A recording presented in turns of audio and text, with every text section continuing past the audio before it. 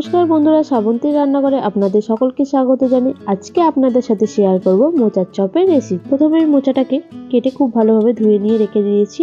এবার লবণ আর হলুদ জলের মধ্যে মোচাটাকে খুব ভালোভাবে সিদ্ধ করে নেব। এখানে দুটো সিদ্ধ আলু নিয়ে নিয়েছি, আলুটাকে খুব ভালোভাবে চটকে নেব।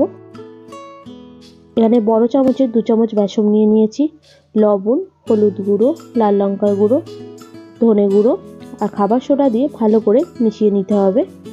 এবার এখানে অল্প অল্প করে জল মিশিয়ে একটা ব্যাটার বানিয়ে নেব।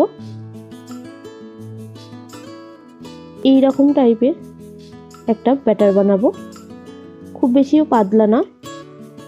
এবার কড়ার মধ্যে সামান্য পরিমাণে তেল দিয়ে দিয়েছি। এবার আমি পুরটা বানিয়ে নেব। এর মধ্যে পেঁয়াজ কুচি দিয়ে দিলাম, কাঁচা লঙ্কা কুচি। পেঁয়াজ আর কাঁচা লঙ্কা কুচিটা ভালো করে লাল লাল করে ভেজে নেব। এবার এর মধ্যে সিদ্ধ করে রাখা আলুটা দিয়ে দিলাম। এবার সিদ্ধ করে রাখা মোচাটা দিয়ে দেব। লাল লঙ্কার গুঁড়ো, হলুদ গুঁড়ো, ধনে গুঁড়ো, স্বাদ অনুযায়ী লবণ দিয়ে দেব। দিয়ে আলু আর মোচাটাকে মশলার সাথে খুব ভালোভাবে কষিয়ে নিতে হবে। দেখুন, আপনার সাথে কথা বলতে বলতে আমি আদা রসুন দিতেই ভুলে গেছি। এখানে এবার একটু আদা রসুনের পেস্ট দিয়ে একটু ভাজা ভাজা করে নেব। নিয়ে আলু, মোচা আর মশলার সাথে আদা রসুনের পেস্টটা আবারও খুব ভালোভাবে মিশিয়ে 2-3 মিনিটের জন্য কষিয়ে নিতে হবে। সমস্ত মশলা আমার মেশানো হয়ে গেছে। এবার ওপর দিয়ে আমি ভাজা বাদাম দিয়ে দিলাম। বাদামটাও মশলার সাথে খুব ভালোভাবে মিশিয়ে নেব।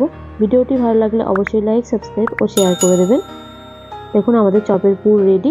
এবার পুরটাকে আমি ঠান্ডা হতে দেব।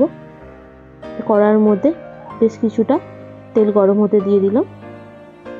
এদিকে পুরটা ঠান্ডা হয়ে গেছে। এবার আমি চপের শেপ দিয়ে দেব। এইভাবে গোল গোল করে নিয়ে আমি চ্যাপটা করে দেব। এবার চপের 2 সাইডে আমি শুকনো বেসন দিয়ে দেব। সমস্ত চপের শেপ আমি এইভাবেই দিয়ে দেব। দেখুন, রেডি হয়ে গেছে। এবার ব্যাটারের মধ্যে উল্টে পাল্টে খুব ভালোভাবে কোট করে নিতে হবে। এবার গরম তেলে এটা দিয়ে দেব। অবশ্যই গ্যাসের ফ্লেমটা মিডিয়াম ফ্লেমে রাখতে হবে। এইভাবে আস্তে আস্তে সমস্ত চপগুলো দিয়ে দেব।